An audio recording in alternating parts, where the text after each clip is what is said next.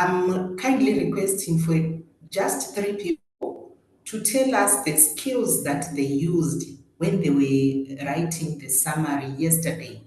You tell us the skills you used. You also tell us the challenges that you faced when you were trying to write the summary that we tasked you to do. So, can you kindly give us the feedback? Just 3 people.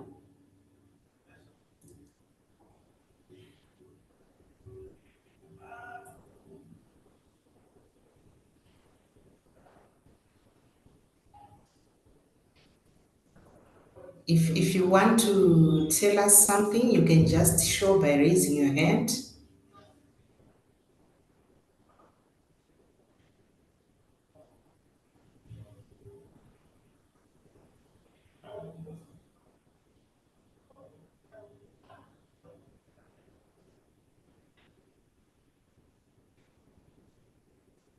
Okay, silence might mean that you might not be ready to give the feedback, but there are many ways of providing feedback.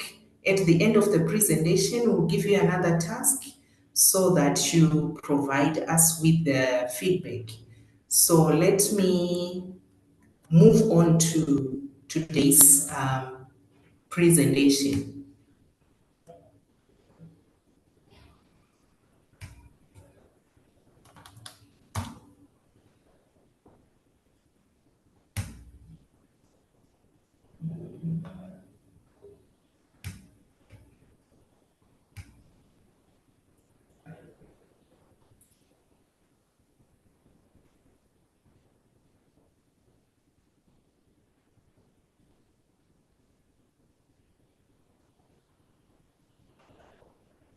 Okay, I hope everyone can see the screen now. Um, Today we are looking at article writing, but we are not just looking at general article writing. We are specifically looking at article writing using meta-analysis method. What's, what's so unique about articles that are written using meta-analysis method? It's these articles actually use secondary data instead of articles that they are different from articles that use primary data, where you go to the field, you carry out interviews, you collect primary data, then you analyze it. These are not the articles that we are focused on today. Today, we are looking at articles where you use a variety of secondary data, then you synthesize this data from multiple sources and come up with results that are synthesized in the ways that we talked about yesterday.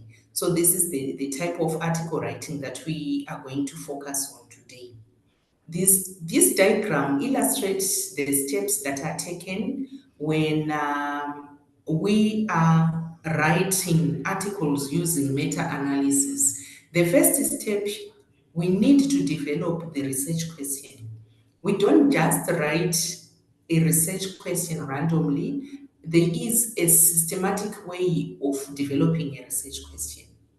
Then you do your preliminary search for validation. You check whether what you want to study or what you want to write on has not been done already by other researchers. So you check for validation. Then, when you are sourcing for the secondary data, there is inclusion and exclusion criteria that you are supposed to use. Also, you have a specific search strategy. Yesterday, we talked about many different search strategies. You can use also different databases to access these secondary data.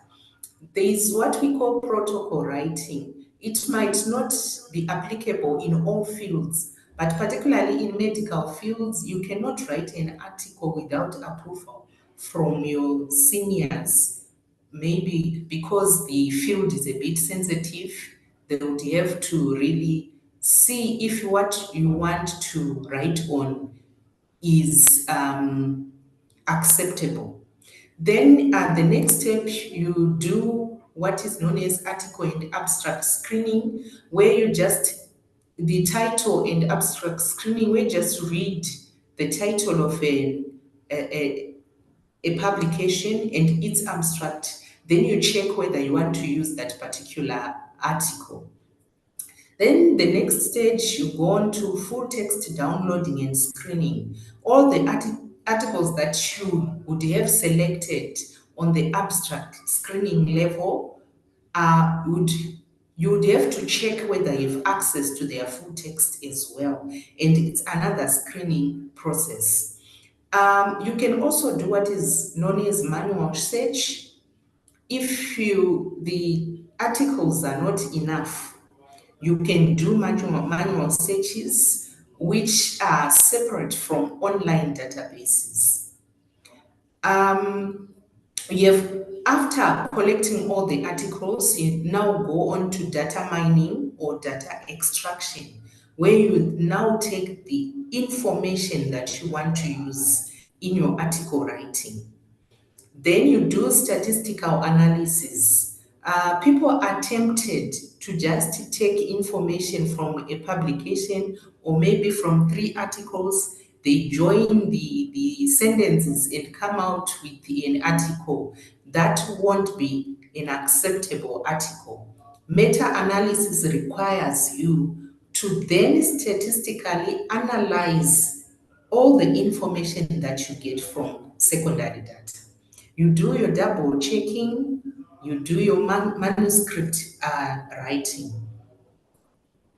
Okay, when you develop a research question, I've just categorized these strategies into two. We have a way of developing a research question, which is specifically for quantitative research, and is the PICO. Firstly, you are supposed to identify the population or the group of interests that you want to work on. For this particular presentation, our group of interests are healthy individuals. Then you move on to ask what kind of intervention that you want to apply to these healthy individuals. Then the vaccination is the type of intervention that we want to apply to the healthy individuals. You then identify the comparison, because this is medical. You need a comparison or a control group. Then instead you select a placebo as your control group, which means one group is going to receive the vaccination, the other group is going to receive a placebo. Then the outcome, you define the outcome of the results of interest. Our outcome, if it's positive, then there will be safety, or would have boosted the immune system of those healthy individuals. Or if the outcome is negative, then it means we'll have adverse effects of the vaccination. So at the end, we'll have an outcome where we have the research question: how is the safety of humans when they are exposed maybe to a disease, to a particular disease? You name the disease. Okay.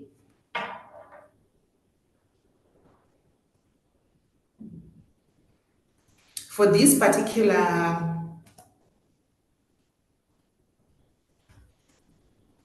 Okay, for this particular example, the research question was, how is the safety and immunogenicity of Ebola virus in humans? So we have defined our research question, but in a systematic way.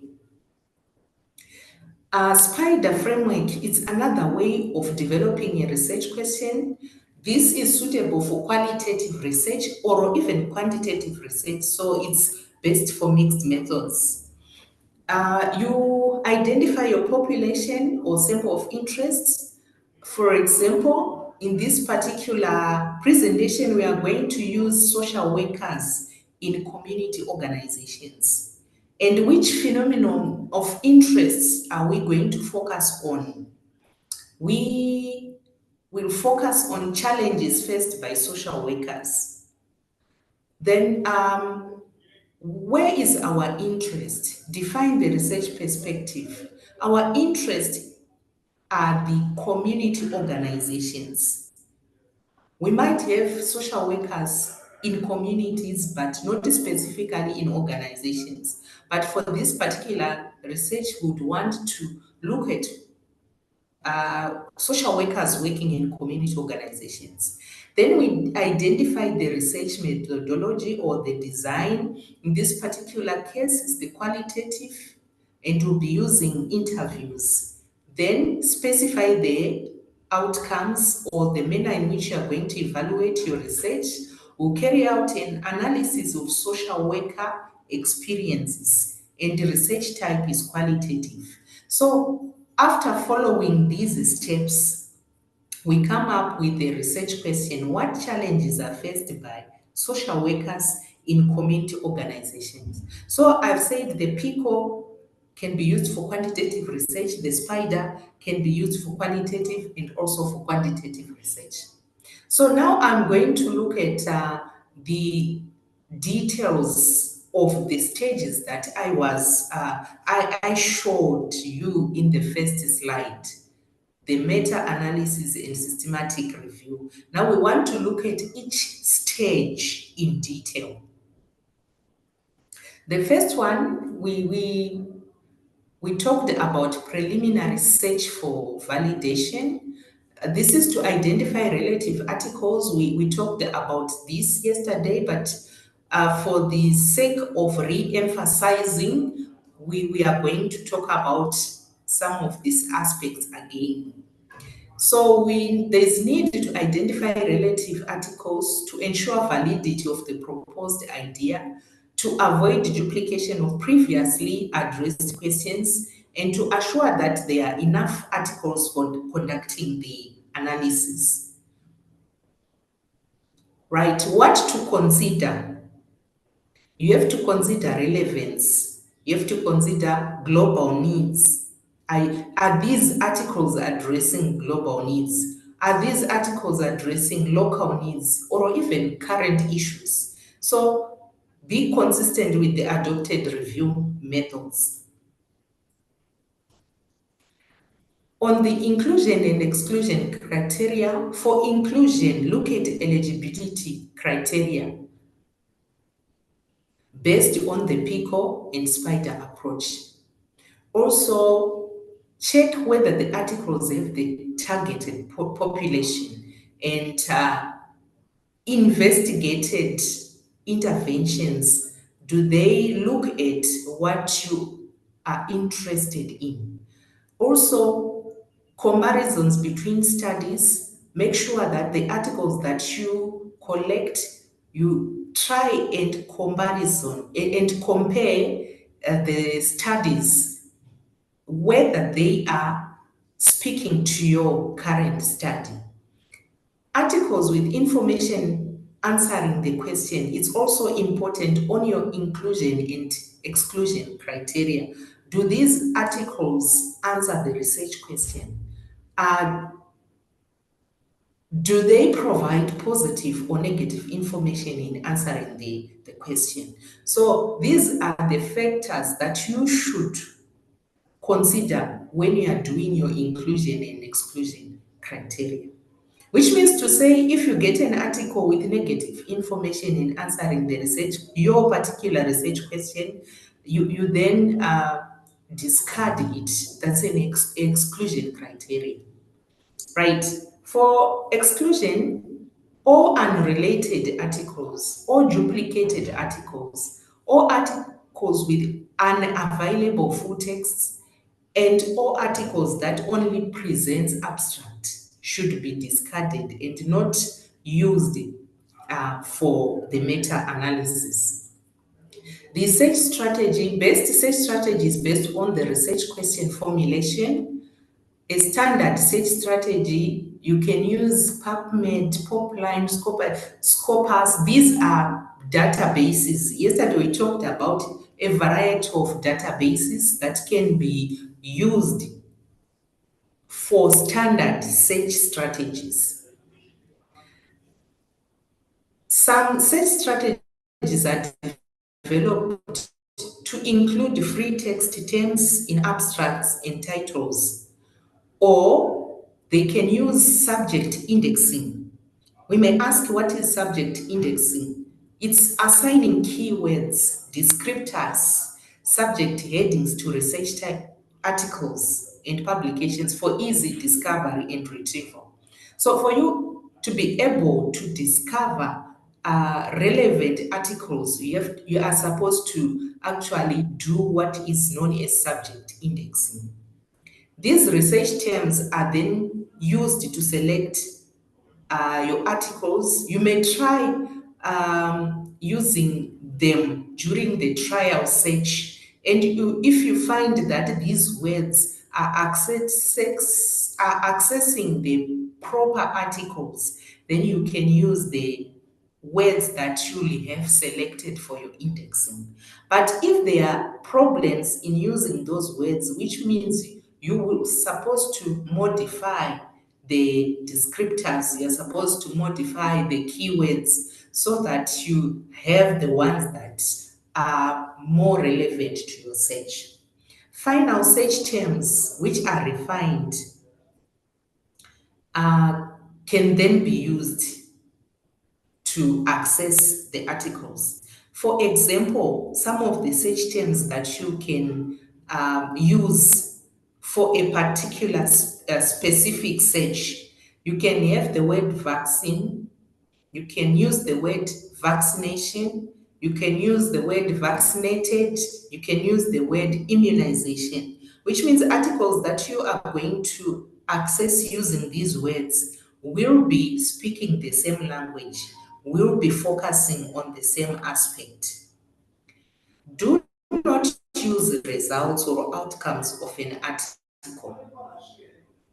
So if you rush and go to the results section and use words from the results section for subject indexing, this may not be possible for you then to access all the articles. You'll be limited because some of the articles which might talk about vaccination, which might talk about vaccine or immunization, might not have the same outcomes throughout. So which means result section might not be used when subject indexing. When you are searching your articles from various search databases, you are supposed to list down the number of articles accessed under a particular database. Then when searching articles under specific databases, you are supposed to import all results as one EndNote library. So you accumulate your results. Remove duplicates by the following ways. If you find articles indexed in multiple databases, it will be one article but found in multiple databases. You just remove the unnecessary and remain with one.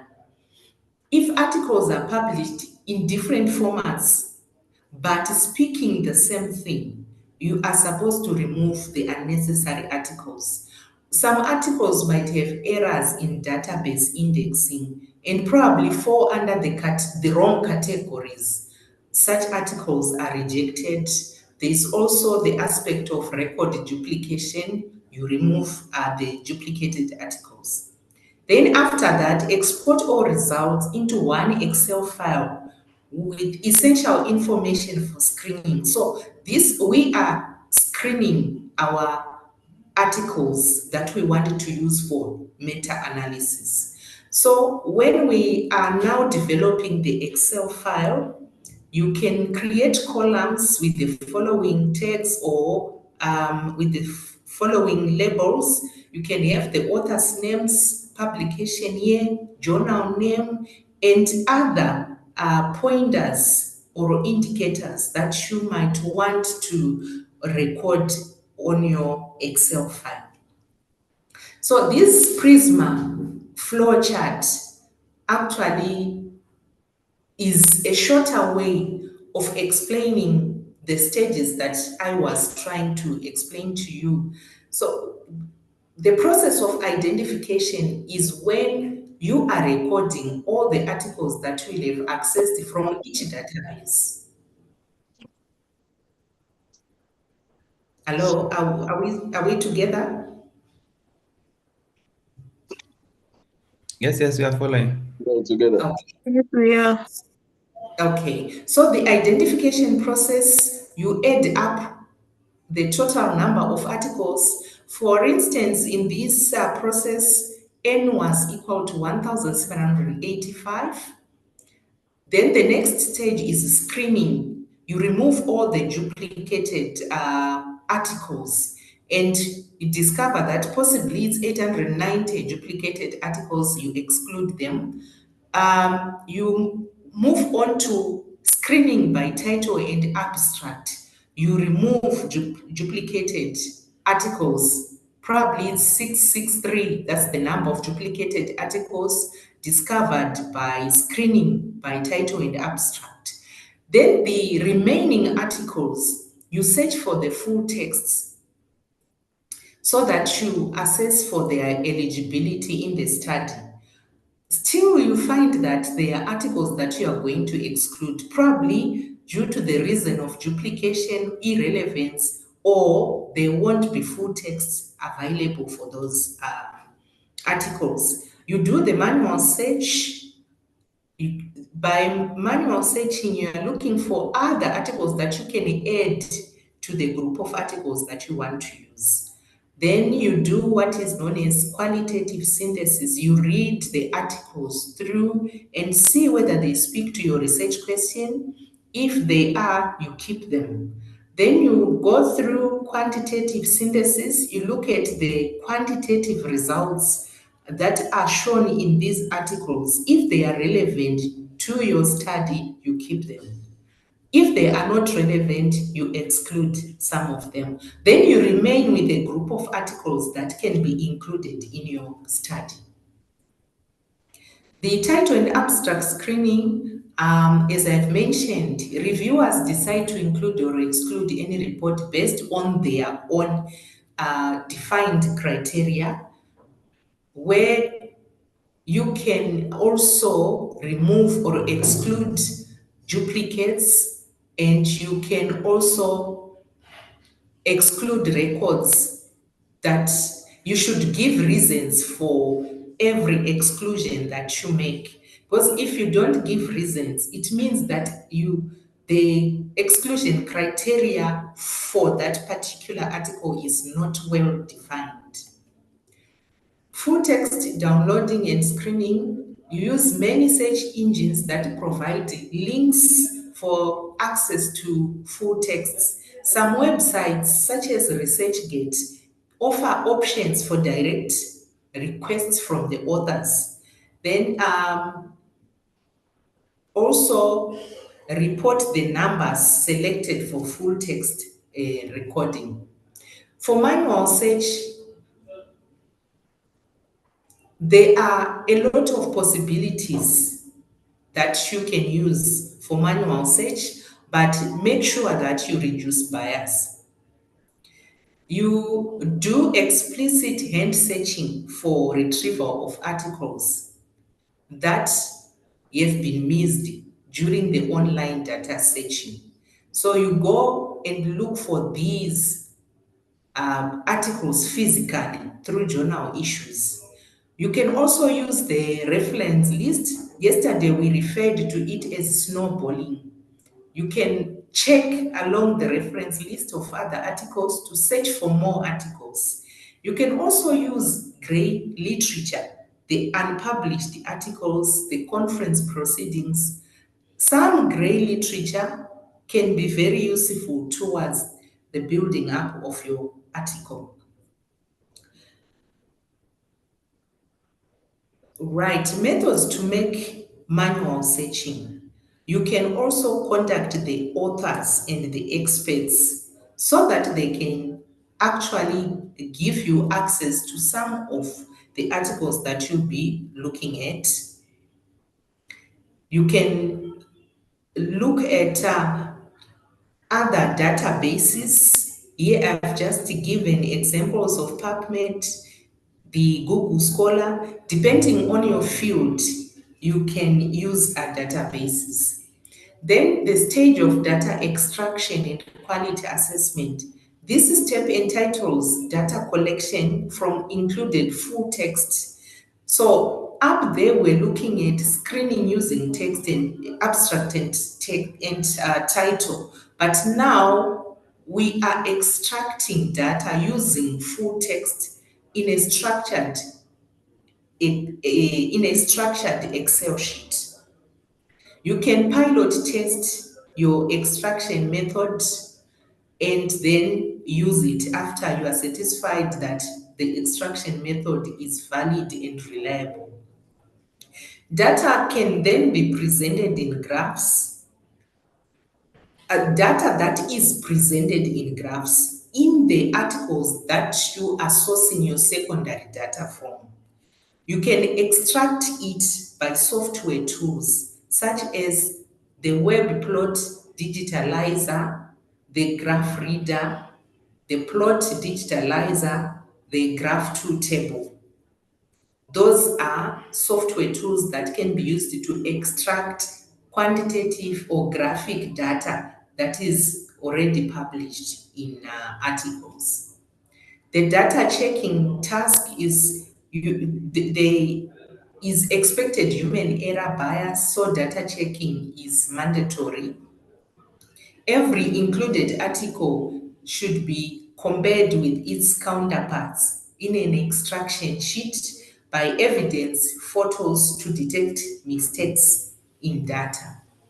Then statistical analysis, researchers use different methods for combining and summarizing findings of included studies. Yesterday, we said we can use AI, for instance, the Gemini software that we can use to analyze and synthesize or paraphrase our data.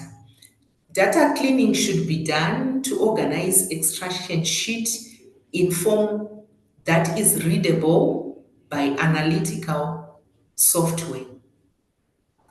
And also look out for overlapped studies so that you iron out the overlaps.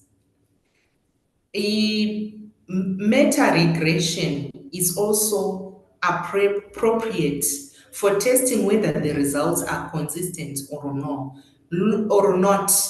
Also, cumulative analysis of the information that you get or the secondary data that you get.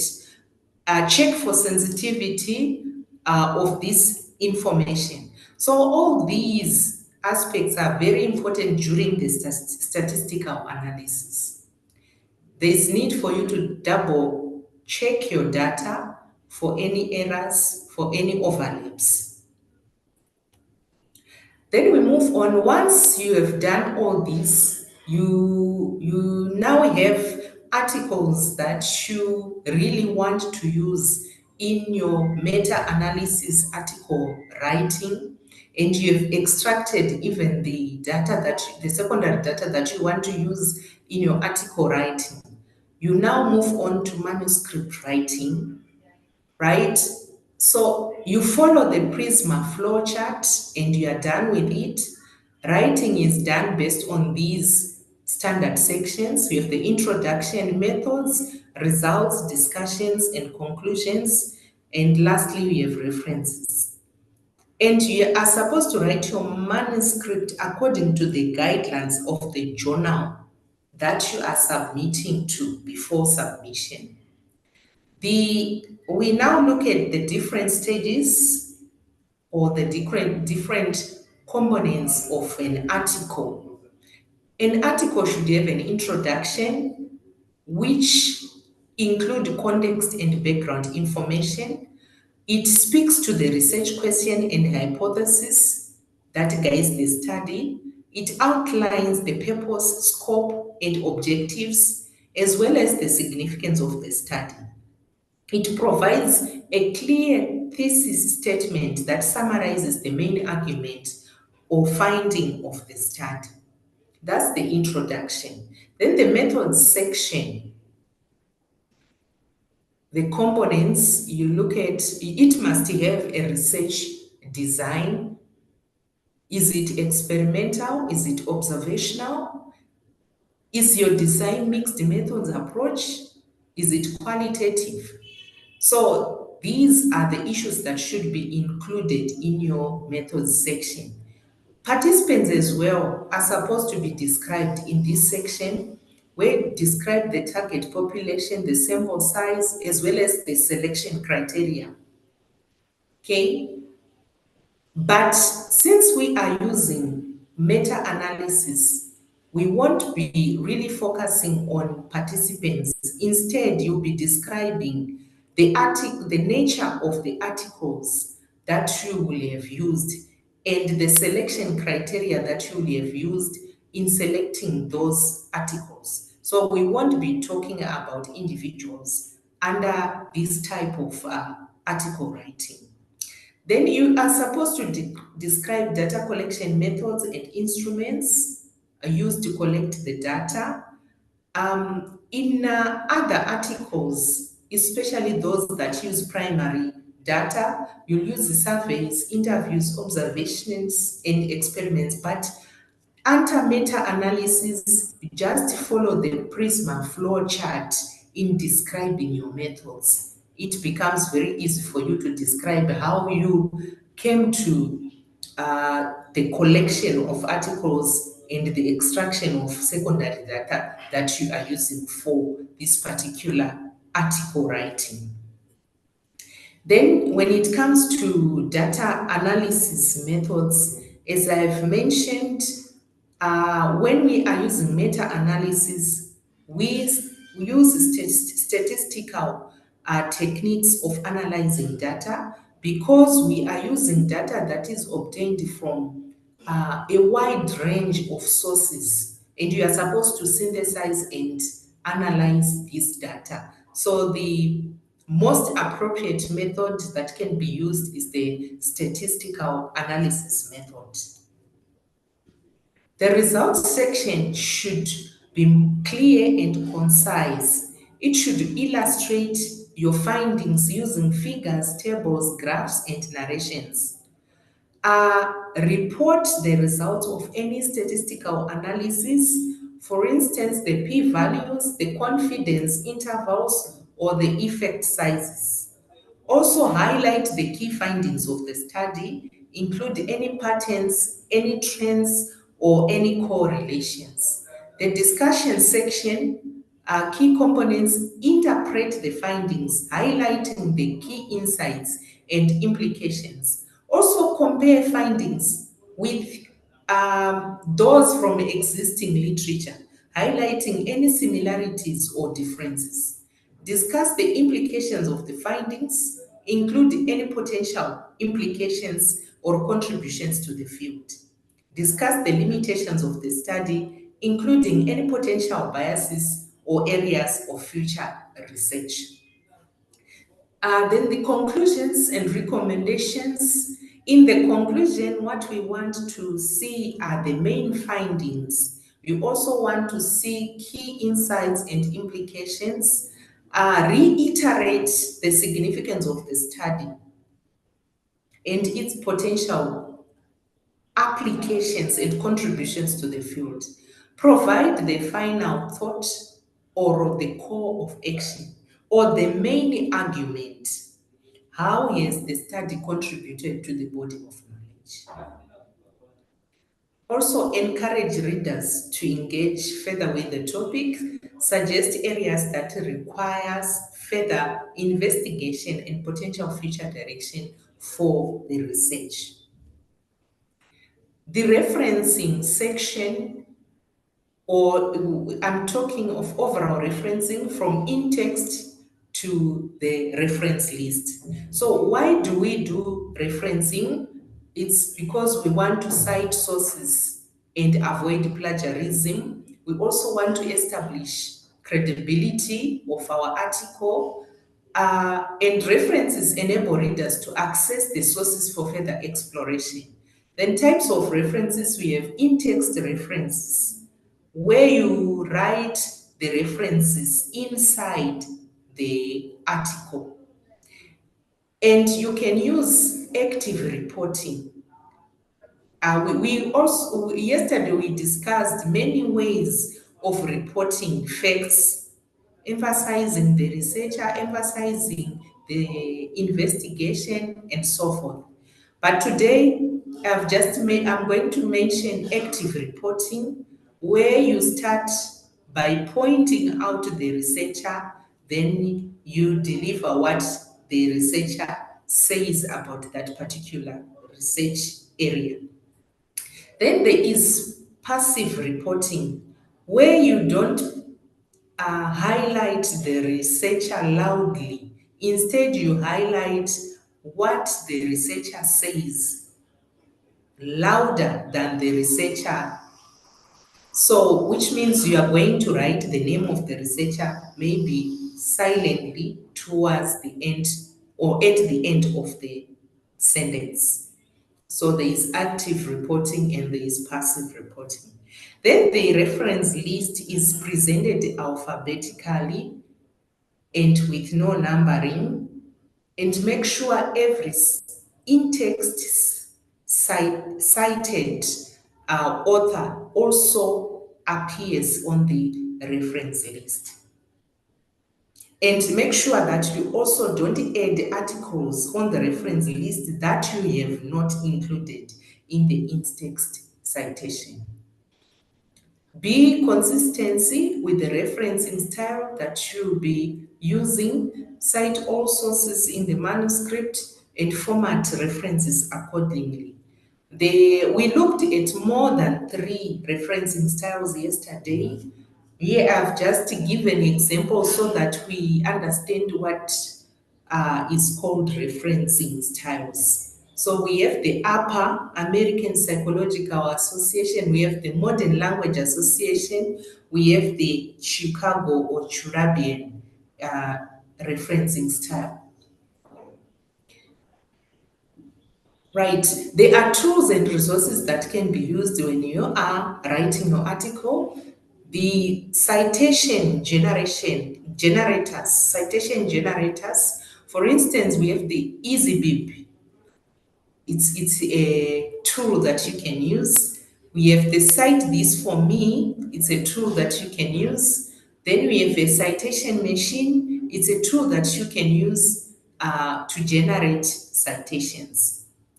Also, for reference management, there is software that you can use. For instance, we have the EndNote, we have the Zotero, we have the Mendeley.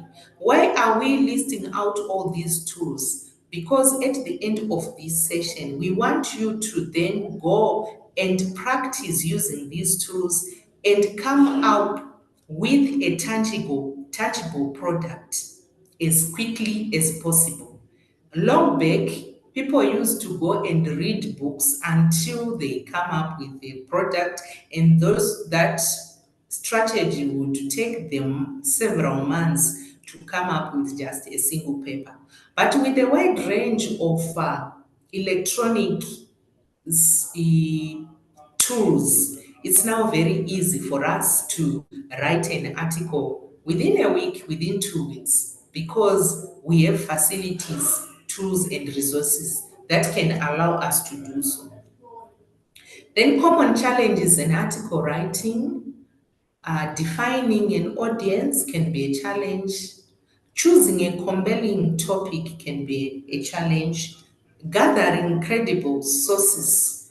It's a challenge in that probably the steps that are taken are thorough and rigorous. So it might be a challenge. Then structuring the content for others, it might be a challenge as well as formatting. Plagiarism, it's not really, we cannot say it's a challenge, but it's just a wrong way of expressing facts without appreciating or acknowledging the source of the facts. Then, one last challenge is meeting deadlines.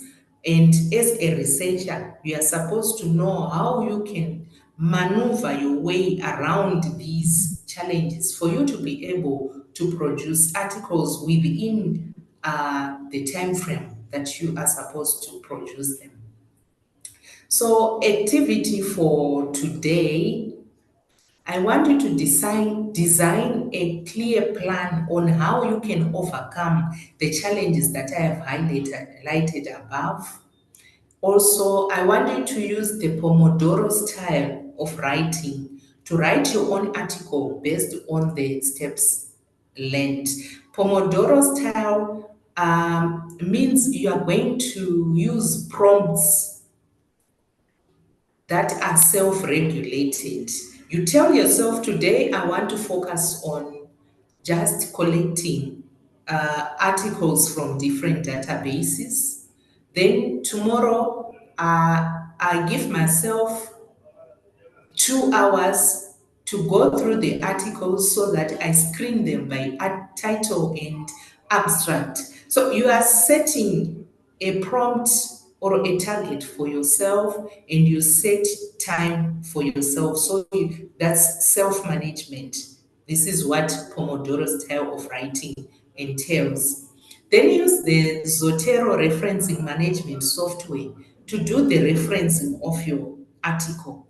So you are going to look for a Zotero software or a system, then you use it in referencing your article. You are going to enjoy it because you realize we were losing plenty of time by trying to manually add reference to our articles. Using Zotero, you won't manually add references to your article, and it will be fast because you'll be using tools. Then we are expecting you to submit your articles to images initiatives for publication. We actually set the time frame of completion and submission for a month's time, which is even very, very much because we now know what is required for one to write an article. So we are saying a month's time is the maximum time of submitting a full manuscript for publication to images and initiatives. I believe Rafaela and the team are going to share with you the formatting styles that they expect in these articles. And also, as he mentioned in the introduction, he indicated that it's another way of feedback to check whether you understood what we were actually presenting in the past 2 days. And it's a standard that is going to be used for eligibility for certificate, so for you to receive certificates. So all those who are going to submit full manuscripts to images initiatives are going to receive certificates of attendance to this webinar. Thank you so much. I'm done.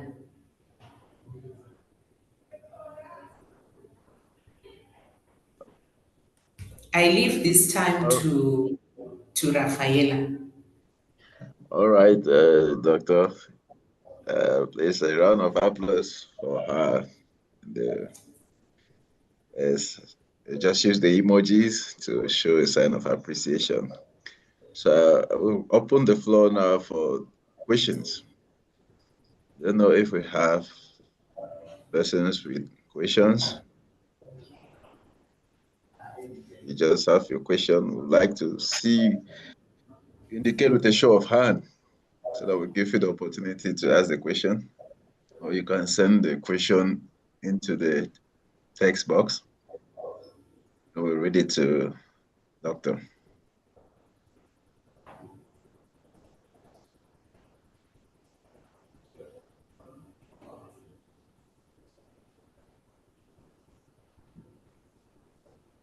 Doctor, while waiting for them, I wish to ask this question.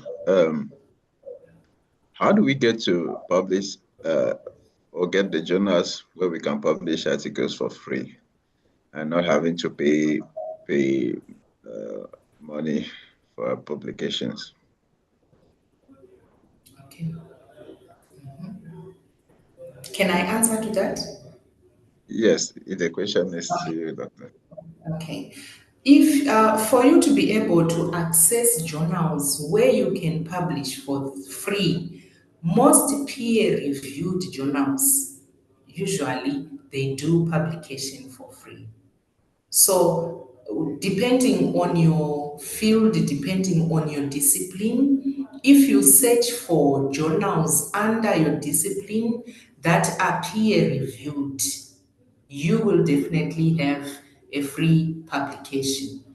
But yeah, you have to be careful. There are some journals that appear as if they are free, but towards the reviewing process, then they set a bill for you. You are free to withdraw your article under such circumstances. There are also journals that tell you from the onset that we are going to bill you for whatever you are going to submit. Some of those journals are genuine, but the rest are not genuine because they may actually publish your work without reviewing simply because you would have paid for your article. And it will leave a very bad mark to your name as a researcher and as an author who is trying to penetrate the field of research. So I believe that try and use peer-reviewed journals. You will not be lost because you will know that my manuscript has gone through rigorous reviewing process. Thank you. All right, thank you very much, Doctor, for that response. And it was really helpful. It is really helpful. And I believe many people had such a question in mind. All right, so, okay, someone has just asked a question. I may go to the question. The first question is, oops, uh, I say thank you very much for this presentation. Let's give.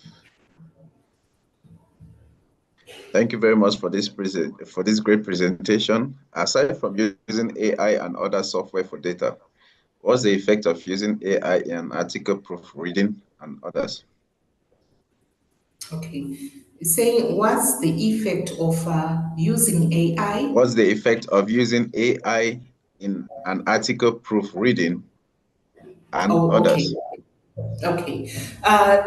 We talked about that yesterday again. The effect of using AI for article proofreading is that at times the AI may miss the errors that can only be corrected grammatically by a human who understands the context of that statement. So AI might not really be able to capture the context in which a statement has been said and may just go to the standard English approach of correcting that sentence. While least probably that sentence uh, has been contextually structured. So AI may miss it and it might be a challenge. But if it is just simple going through grammatical errors, AI can be a very fast tool. That's why even in my presentations, towards the end, I said recheck information. You can use AI to check most of the things, most of the errors, but towards the end, kindly do the proofreading, kindly do the rechecking. It's possible that AI can leave errors in your document. Thank you.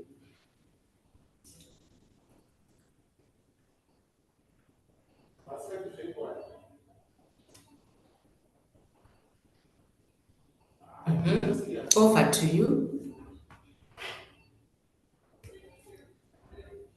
Okay, I hope, Mr. Emmanuel, your question was properly addressed, except you have other worries regarding that. But notwithstanding, we have this other question from Kalebe. Will you give us the Prisma? Will you give us the Prisma outline, or where should we get this for the systematic literature review manuscript? Okay. I hope I understood the question. Is the person asking for the source of the Prisma chart flow, or I what? don't. I think maybe they are requesting for what you presented, like the outline. Because say, will you give us the Prisma outline, or where should we get this for the systematic literature review? Okay. I believe you are going to share the slides, right? Yes, Okay. yes, no problem, no problem. So that one is taken care of. So, Kalebe, they will share with you the slides. So from there, you'll be able to collect the outline. The next question um, comes from,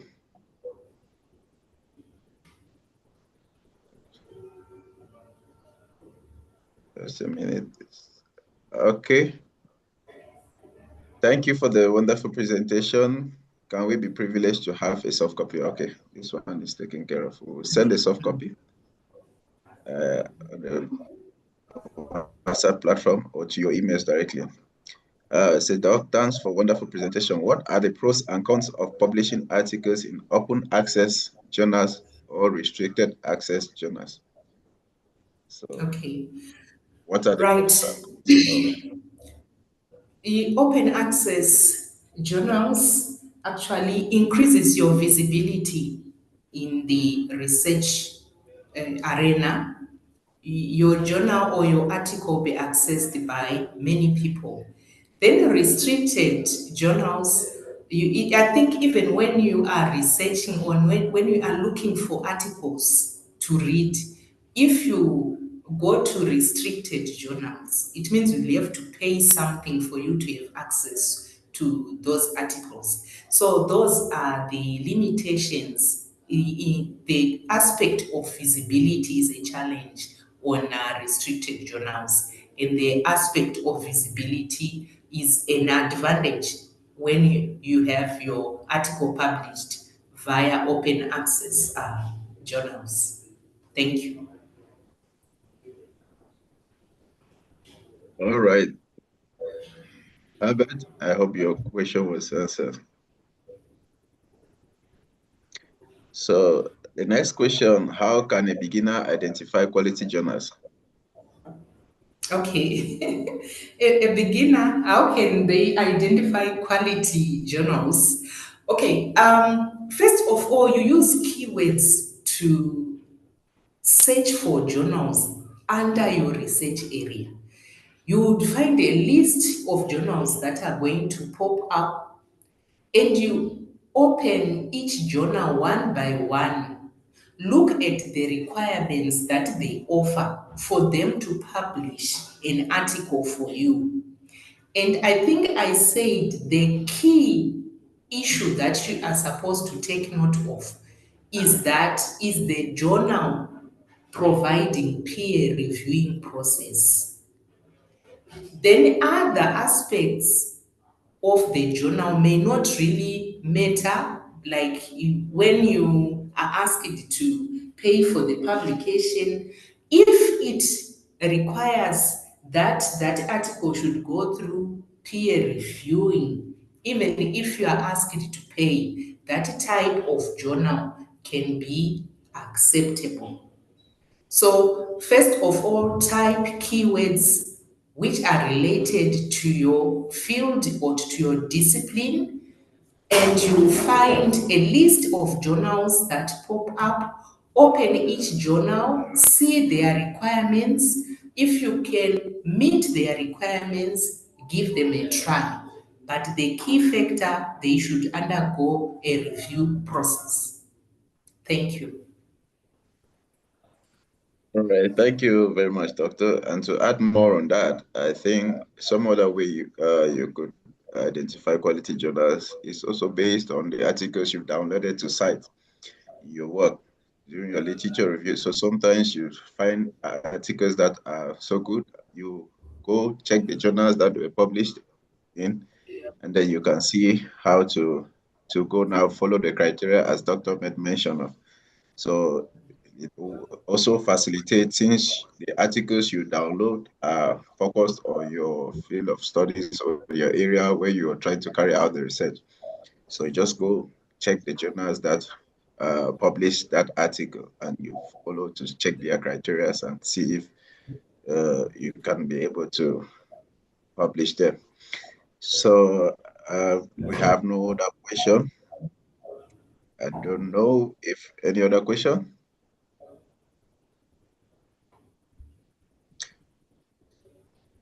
All right, Doc, thank you very much. And it was a privilege and an honor to Okay. have you sacrifice your time, your energy to be able to bring forth these powerful sessions. As the doctor made mention of, as I also said earlier, we have certificates of participation, and they are it will be as a reward based on the activities that were compiled per session, or this final activity. So we'll drop this same activity on the platform or send some to your email. So we have deadline 1 month to be able to carry out this activity. Then thereafter, your certificate will be issued. So notwithstanding, I believe we've come to the end of this session, and like we said earlier, in some months back, it's a series. We have different sessions that we will have like this to be able to edify us and strengthen us in our academic, professional careers and in our day-to-day lives. So we'll keep sending you emails to be able to remind you of our subsequent webinars. So thank you all for creating time to participate with us, and have a more blessed day. Thank you very much, Doctor. Stay blessed. Thank you so much, Raphael. Thank you, everyone.